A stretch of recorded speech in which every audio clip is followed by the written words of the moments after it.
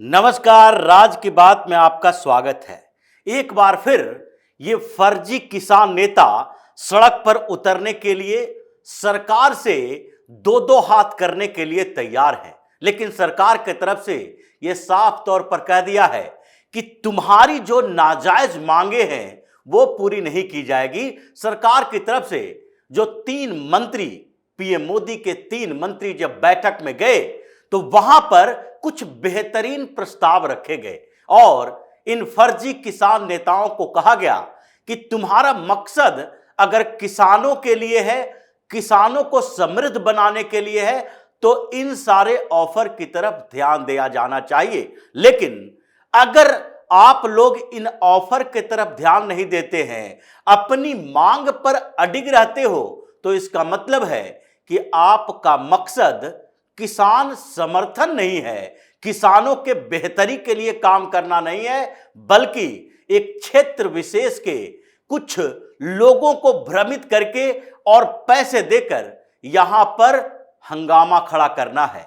क्योंकि नेगोशिएशन जब होता है तो उसमें ऑफर दोनों तरफ से दिए जाते हैं और अगर आपने 2 मांगे रखी है कि एमएसपी की गारंटी 23 फसलों के लिए एमएसपी लागू किया जाए और दूसरी जो किसानों का लोन है उसे माफ किया जाए, अगर इन दोनों के ऊपर ध्यान दे तो क्या क्या परेशानियां देश के सामने आ सकती है, किसानों के लिए आ सकती है, इस पर भी ध्यान देना चाहिए। और हम यहां जो बैठे हैं वो सिर्फ पंजाब के किसानों से डील करने के लिए नहीं बैठे, जो फर्जी तरीके से हर बार हंगामा खड़ा करते हैं। ये देश जो है ये पंजाब से नहीं चलता, पूरा हिंदुस्तान अलग अलग राज्यों में अलग अलग पैदावार होती है, किसानों की अलग अलग समस्या है। कुछ क्षेत्रों में किसान दलहन के फसलों का उत्पादन करते हैं, कुछ तिलहन के फसल यानी तेल के जो बीज होते हैं, तेलीय पदार्थ का उत्पादन करते हैं। कुछ क्षेत्रों में ये लोग जो कॉटन यानी कपास उपजाते हैं और कुछ क्षेत्रों में जो फसल होती है वो धान और गेहूं की होती है। लेकिन ये समस्या धान और गेहूं को लेकर इन लोगों ने ज्यादा क्रिएट कर रखी है, जबकि पंजाब के लिए भी अलग तरीके का ऑफर दिया गया। जब इनसे कहा गया कि देखो, आप जो 23 फसलों के एमएसपी की बात कर रहे हो, सारे फसलों के लिए गारंटी दी जाए, अगर उस पर विचार करते हैं और सरकार ने जो अब तक पहल की है, यानी सरकार का कहना है कि कुछ कोऑपरेटिव एजेंसियां हैं, नाफेड है, एनसीसीएफ है, ये जो कोऑपरेटिव एजेंसियां हैं ये दालों की खरीद करती हैं और दलहन की फसलें जैसे मूंग, उड़द और अरहर, ये सब जो फसलें हैं उनको ये एजेंसियां खरीदती है। कोऑपरेटिव सोसाइटी है, कोऑपरेटिव एजेंसी है और ये अच्छे रेट पर खरीदती है। उसके लिए एमएसपी उन लोगों को तय करना होता है कि कैसे कैसे किया जाए। ये डाइवर्सिफिकेशन ऑफ एग्रीकल्चर की बात है कि मतलब कुछ क्षेत्रों में दलहन के पैदावार को बढ़ाया जाए, क्योंकि हम अभी भी दाल का इंपोर्ट करते हैं और जिस फसलों का इंपोर्ट करते हैं, बाहर से मंगवाते हैं, उन फसलों का उत्पादन बढ़ाया जाना चाहिए। मिनिमम सपोर्ट प्राइस का एक आधार यह भी रहा है कि किसानों को मिनिमम पैसे तो मिले, साथ ही कुछ फसल को प्रमोट करने के लिए उसके एमएसपी को बढ़ाया जाए, ताकि उस फसल की तरफ लोगों का रुझान बढ़े, वो उन फसलों का उत्पादन कर सकें। उसमें एक दलहन भी है, इससे कई फायदे हैं और वही फायदा पंजाब के किसानों को देने की कोशिश भी कर रहे हैं। लेकिन अगर 23 फसल जिसकी आप मांग कर रहे हैं सारे के सारे इसी आधार पर एमएसपी में डाले जाएंगे, 1,75,000 करोड़ रुपए का अतिरिक्त बोझ बढ़ेगा, 1.75 लाख करोड़ का अतिरिक्त बोझ बढ़ेगा। और वो कहां से आएगा, उसके लिए क्या व्यवस्था की जाएगी, कैसे हम 1,75,000 करोड़ का व्यवस्था किसानों के हित में करने की बात करते हैं और जो सब्सिडी दी जा रही है उसमें फिर कटौती करनी पड़ेगी। जो किसान सम्मान निधि के पैसे दिए जा रहे हैं जिससे छोटे छोटे किसान यानी कि मार्जिनल फार्मर जो है उससे फायदा उठा रहे हैं, जबकि ये जो एमएसपी का खेल है ये सबको पता है। ये बड़े बड़े किसान और मंडी में बैठे दलाल, ये मंडी के दलालों और बड़े किसानों के बीच की साठगांठ है जो कि छोटे किसानों को फायदा नहीं देते। मार्जिनल किसान जो हैं उनके पास तो इतनी ज्यादा उपज नहीं होती है कि वो मार्केट में जाकर एमएसपी के आधार पर सरकार से बार्गेनिंग कर सकें। उनके पास सामान्य खाने पीने और उसके अलावा अपनी जरूरतों को पूरी करने भर पैदावार होती है। और ऐसे में क्या किया जाता है, सरकार ने एक माना कि इन लोगों को भी किसान सम्मान निधि के तहत पैसे डायरेक्ट बेनिफिट ट्रांसफर के तहत इनके अकाउंट में डाले जाने चाहिए। ये सारी योजनाएं किसानों के लिए ही हैं। उसके साथ सरकार ने यह भी प्रस्ताव दिया कि जहां तक पंजाब की बात है, पंजाब में आप धान और गेहूं के खेती करते हैं, उसकी बात करते हैं, उसका उपज जो है ज्यादा है, पैदावार ज्यादा है, लेकिन उससे हो क्या रहा है, उससे हो यह रहा है कि पंजाब में वाटर रिसोर्सेज की कमी हो चुकी है। ग्राउंड वाटर का लेयर नीचे चला जा रहा है।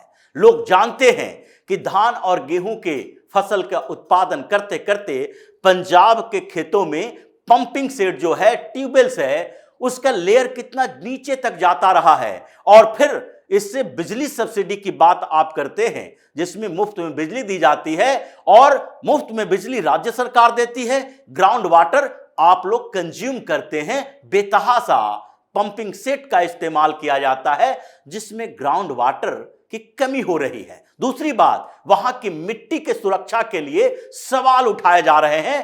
कई सालों से सवाल उठ रहे हैं कि देखिए, जिस तरीके से फर्टिलाइजर का मैक्सिमम यूज किया जा रहा है पंजाब में फसल उत्पादन के लिए, कि धान जो प्रति एकड़ उत्पादन है वो दुगना हो जाए, तिगुना हो जाए, उस अंधे दौड़ में लोगों ने फर्टिलाइजर का इतना ज्यादा उपयोग करना शुरू कर दिया है कि मिट्टी खराब हो रही है। ये एक दिन की समस्या नहीं है। ये मिट्टी जो खराब हो रही है, अनुर्वर हो रही है, इसकी समस्या पूरे पंजाब के किसान समझते हैं। तो इसलिए प्रपोजल इस बात के लिए भी है कि आप भी दाल उपजाओ, डाइवर्सिफिकेशन करो।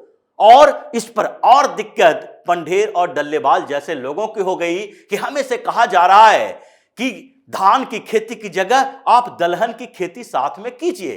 कुछ क्षेत्रों में धान उपजाइए, कुछ क्षेत्रों में दलहन के पैदावार कीजिए। और सरकार ये कहे भी क्यों नहीं, क्योंकि एफसीआई के गोदामों को देखिए, हर जगह आपको दिखाई पड़ेंगे कि जो एमएसपी के आधार पर इन कुछ क्षेत्रों में, उत्तर प्रदेश के पश्चिमी उत्तर प्रदेश के क्षेत्रों में जिस तरह से खेती होती है, हरियाणा में होती है, पंजाब में होती है, इन जगहों पर जो धान और गेहूं के जो फसल तैयार किए जाते हैं और फिर मंडियों में अचानक से भर जाते हैं और फिर food corporation of India FCI के गोदामों तक पहुंचते हैं, उसमें से 25 से 30% नष्ट हो जाते हैं। गोडाउन बनाने की स्थिति में नहीं है। कितना गोडाउन बनाया जाए, एक्सपोर्ट किया जाता है, पीडीएस से लोगों तक पहुंचाया जाता है, फिर भी हमारे पास सफिशिएंट है, फसल इतना ज्यादा है जिसके आधार पर हम उसको कम कर सकते हैं। लेकिन जो फसल कम हो रहा है, जिसका उत्पादन जैसे वाइल्ड सीड्स का है, तिलहन की फसलों का उत्पादन कम है और उसको बढ़ाने के लिए सरकार प्रमोट करने की कोशिश कर रही है। सरकार ने कहा कि देखिए, लगभग 1.5 से 2.25 लाख करोड़, 1.5 से 1.75 लाख करोड़ रुपए का पाम ऑयल हम इंपोर्ट करते हैं, बाहर से मंगवाते हैं। और वो पाम ऑयल के बारे में बार बार ये कहा जाता है कि ऐसा तेल है जिससे कई बीमारियां उपजती हैं, लेकिन लोग उसको खाते हैं, उसको मिक्स किया जाता है। सरसों के तेल में भी उसको एडिबल ऑयल, जो भी खाद्य तेल है, उसमें मिक्स करके बेचा जाता है और वो सस्ता पड़ता है बाहर से मंगवाने में। लेकिन हम लोगों ने पिछले 8 सालों से इसका रिप्लेसमेंट ढूंढा कि अगर तिलहन की फसलों का उत्पादन बढ़ेगा, उसमें एमएसपी ज्यादा बढ़ाएंगे, किसानों को इस बात के लिए प्रोत्साहित करेंगे कि आप तिलहन की तरफ आएं, उसका उपज का अच्छा दाम आपको मिलेगा, तो उसमें फायदा दो तरफा है, सरकार के लिए भी, देश हित के लिए भी, किसानों के लिए भी, कि उन लोगों में जो तिलहन के फसल का उत्पादन होगा तो हमें 1.5 से 1.25 लाख करोड़ रुपया का जो इंपोर्ट करते हैं उसको धीरे धीरे कम किया जाएगा और विदेशी निर्भरता कम होगी, अच्छे क्वालिटी के तेल भी हमें मिलेंगे। लेकिन ये किसान जो फर्जी तरीके से काम कर रहे हैं, इन लोगों को ये बात समझ में नहीं आती। वहां पर सरकार के 3 मंत्री बैठे हुए थे, नित्यानंद राय, अर्जुन मुंडा और पीयूष गोयल। ये तीनों केंद्र सरकार के मंत्री हैं। ये कोई पंजाब के मंत्री नहीं है जो सिर्फ पंजाब के किसानों की बात सुने और पंजाब के बारे में ही सोचे। पंजाब के बाहर भी हिंदुस्तान है और किसान पूरे हिंदुस्तान के हैं। सरकार हिंदुस्तान के किसानों की समस्या सुनेगी, न कि पंजाब के ये फर्जी किसानों की गुंडागर्दी बर्दाश्त करेगी। इन किसान नेताओं को इसी तरीके से बेइज्जत करके जो मीटिंग थी उससे बाहर निकलने को कह दिया। ये बार्गेनिंग नहीं चलेगी। आप लोग सिर्फ पंजाब के कुछ क्षेत्रों में धान और गेहूं के फसल की कीमत बढ़ाने, एमएसपी की कानूनी गारंटी देने की बात कर रहे हो, लेकिन यह बात नहीं कर रहे हो कि जो हमने एक्सपर्ट कमिटीज बनाई है, हमने एक्सपर्ट से राय ली है और सारा कैलकुलेशन हमारे पास है कि कैसे सिर्फ 2-3 फसलों के इंक्लूड करने और एक्सक्लूड करने से 1.5 लाख करोड़ से ज्यादा का बजट इधर से उधर होता है। आप किसानों के लोन माफ करने की बात कर रहे हो। कभी यह सोचा है कि जब 15 साल पहले यूपीए की सरकार के समय में जो 76,000 करोड़ रुपए का केसीसी का किसान क्रेडिट कार्ड का लोन माफ हुआ था किसानों का, उससे सरकार की स्थिति क्या हो गई थी? चरमरा गई थी। और उसी स्थिति का रिपोर्ट है। आप सरकार के श्वेत पत्र को देख लीजिए जिसमें कहा गया है कि यूपीए के सरकार के समय अर्थव्यवस्था की हालात ये थी कि हमारे एयरफोर्स से, नेवी से प्रोक्यूरमेंट के लिए, खरीद के लिए जो सामान मंगवाने की बात, जो फाइटर प्लेन मंगवाने की बात या गोला बारूद और कारतूस मंगवाने के लिए सरकार के पास प्रपोजल भेजा हुआ था। सरकार के पास पैसे नहीं थे कि देश की सुरक्षा के लिए गोला बारूद भी मंगवाया जा सके।